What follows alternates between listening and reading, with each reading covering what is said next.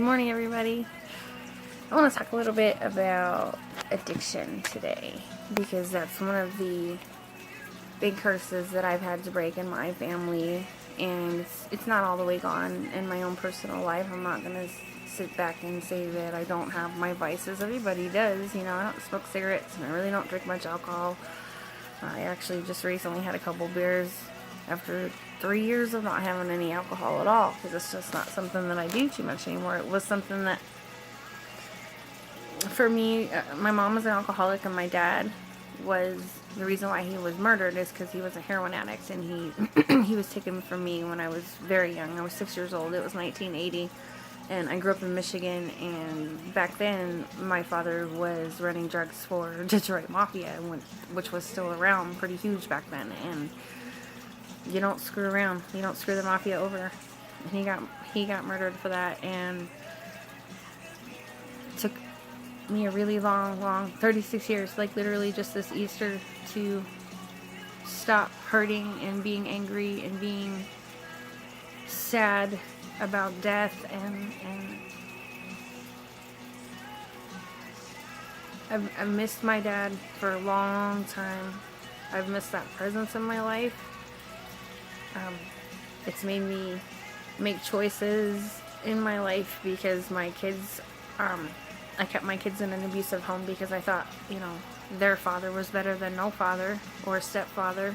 That could be worse. I had my convictions and my reasons that kind of stemmed out of my father being murdered, and and in addiction too. For a long time, I hated drugs. I was so angry about this entity. Death to me was an entity, and drugs were an entity, and they took my daddy away, and I hated them. I hated them with a fiery passion and anger that burned inside me, and it kind of kindled this angry teenager that I was, and I self-harmed, and then I started drinking.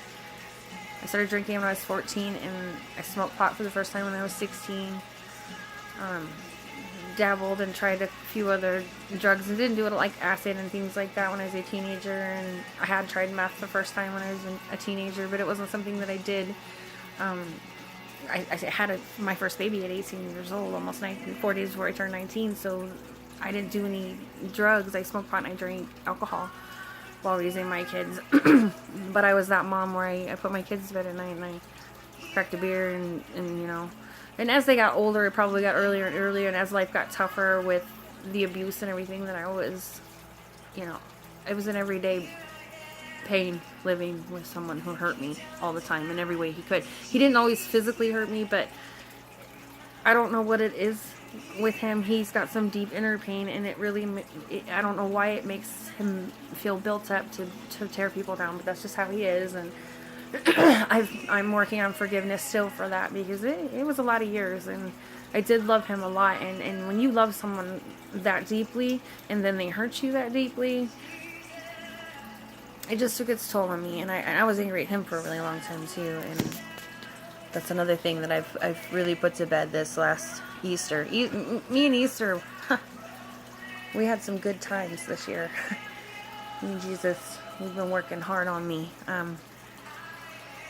And it really comes down, somebody's, for the last couple of years, my husband and his family, they're so tight with the Lord, and they preach forgiveness about a lot of stuff, and just keep plugging into God, and that's what I've been doing, and I have found forgiveness for the people that have done me wrong, my parents and my kids' father, and even my own children. They've been hurtful. They're adults now, and they do hurtful things, and they say hurtful things, and it's hard as a parent to watch your kids do self-destructive things in themselves. It's hurtful to a parent's heart to see their, when they fall down and scrape their knees when they're 2, it hurts. And then when they grow up and make big bad big person mistakes, adult mistakes, it's hard because you can't fix it. You can't really fix it for them anymore. And I had to give them to Jesus. They can make the choice to walk with him and be better people, or make all the same stupid mistakes that we all kind of make, and that's their choice, and that's okay, and I'm just gonna love them right where they are and keep praying for them. And so I kind of want to go back a little bit talk about addiction, because I have a lot of people that since I started working at the store, all of a sudden I have all these people that are coming back into my life, and they're saying, hey, I'm clean, I'm doing this, and I'm doing all these things. And it's a lot of people that have been struggling with a lot of the same issues that I have been struggling with, and people in my family have been struggling with. And so it's just given me this great calling to pray for people, not only people that have been abused. I mean, I'm out there for those people too, and suicidal people, because I've been through all that stuff: anxiety, depression, suicide, abuse. I mean, short of being raped by a stranger. I mean, I'm not going to delve into any sexual stuff because I just don't like talking about that stuff. But I've had my stuff with my ex. Manipulation is another way that a woman can feel raped. So, yeah. Pretty much everything that a man could do to a woman, he horribly and seemed to enjoy doing it. But I spent a lot of years crying and praying and crying and praying and crying and praying and hoping and wishing, and God brought me an amazing husband, an amazing man who loves the Lord and is the spiritual leader of my household, and has shown me who Jesus is and who he is going to be and who he can be and is for my life now. And he explained it to me in such great layman's terms, in so many different things that Joyce helped me overcome, well, through the grace of the Lord, because my husband has this great connection with him. So and he, when I say it was him, Joey's like, no, it isn't life, it's the Lord. You know, he's just his outlet, and I've become one of those outlets and those lights for people, you know, to get guidance and to find the right scriptures to help them, whatever it is they need to overcome in their lives, because it is easily,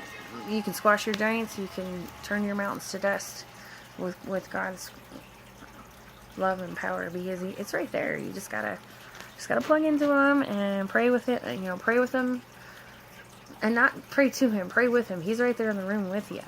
You know, you don't, in those moments, the connection is so close and tangible. You can be sitting in his lap, practically. At least that's how it feels for me. I feel such a great light filtering around me when I close my eyes and I feel his presence. I can see light beyond light, and it's beautiful. And it brings tears to my eyes because it feels so safe. And it's a love that we all crave so deeply. And it's healing. It is healing. And for me, it has brought great healing. And I think that I'm finally going to I'm seeing all these people come into my life that I need to pray for so they can overcome addiction. And it's making me want to be even better person. You know, everybody's story can be an inspiration to any person, even one who's overcome a bazillion things like I have. You know, I want to be that person that is always doing the best that they can be doing for themselves. And this is one of the things that for me is, I feel like I'm doing my best as I'm out reaching out to people and saying, let me pray for you today. Let me pray those demons away. Let me pray the darkness away for you, so that you can have a day when you don't have to reach for the bottle or the needle or the pipe.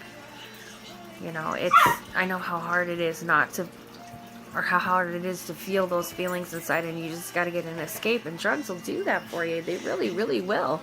Methamphetamines was one of those things when I swear I didn't feel anything. I didn't have any physical pain, and I didn't have any mental pain. Unless I ran out, and then it was horrible because everything that I was blocking out would come flooding in, and it was horrible. And I'm absolutely and completely 100% thankful to not be using that shit anymore. I tell you what.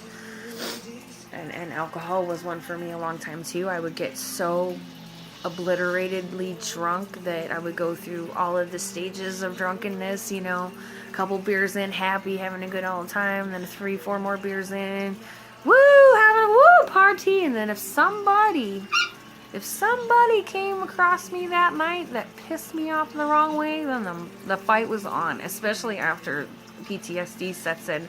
Post-traumatic stress disorder, I've learned through therapy that the people like us, people that have PTSD, your frontal lobe is like where like all your logic lies.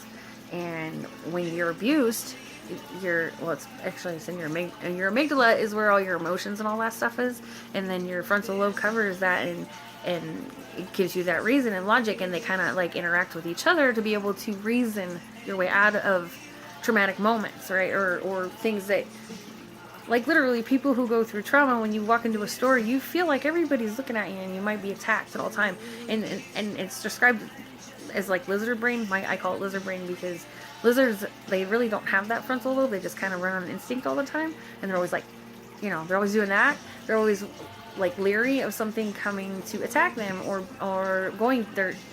We can't attack as well. And so I was like that for a really long time, and I still have my moments. It's still a process, but for the most part, now when people come close to my bubble, I don't feel like I might stab them, because when someone hurts you physically, your body, and I was hurt a lot, like for years there, probably at least once a week. There was times when I'd have bruises healing on one side and get new bruises on the other side, and it was pretty bad. And so when you get physically battered like that, it really creates this bubble, and I had it bad. I had it really bad, and fear overwhelmed me eventually. My lizard brain was on high sensory put the last couple of years. And I needed to overcome it because it was overwhelming me. It really was. I couldn't handle it anymore. I was losing my mind. I'm so thankful to Jesus for that. Every day I wake up and I definitely say, we have our moment. And I'm like, dude, thank you. Thank you for that, because if I feel physical pain for the rest of my life, I'll take it. But that inner pain, I needed that gone. I needed it to be out of my life. It was ruining my life. It was sucking the joy out of my life. And I have such a great life, and I have so many great things in my life to be happy about, and it was just stupid. Spend 5 minutes of your day and count your blessings first thing, and it will set that precedent for the day. Hey, I'm doing okay. Got a roof, got food in the cupboard, I got someone who loves me. Even if it's not a husband, it could be a best friend. I'm here. I love you guys. Your mom, your sister, your brother, your dog, your cat. There is something that loves you and needs you and adores you. And that's Christ's love for you, through some physical, tangible being here. It's always through someone. And that personally is my message to you guys when I'm doing these videos and when I'm posting on Facebook, that I love you and I'm praying for you. I'm not saying that because I'm weird. I'm saying that because that is my heart. I carry Christ's heart in my chest, and He loves you guys, and I have to profess that, and that I'm praying for you, because that's what He needs for me to do for this world, and for you to do for this world, and many, many others to do for this world. And there's a lot out there that do. I know, because I watch this Bethel Music, and there's 25,000 people going to see these guys. I don't know how big their church is, but when they're doing their videos, it's to a packed house, and that's a lot of people loving God, and that's an amazing thing. It overwhelms me with how amazing it can be. It overwhelms me with how much I can ramble on a video. It's going to take 20 minutes to upload this. I am going to go. Have a wonderful and blessed morning. Comment below what you want me to pray for you today. Give me some specifics. We need to pray these demons away specifically. We need to speak these words out loud. They're powerful. Love you guys. Have a great day.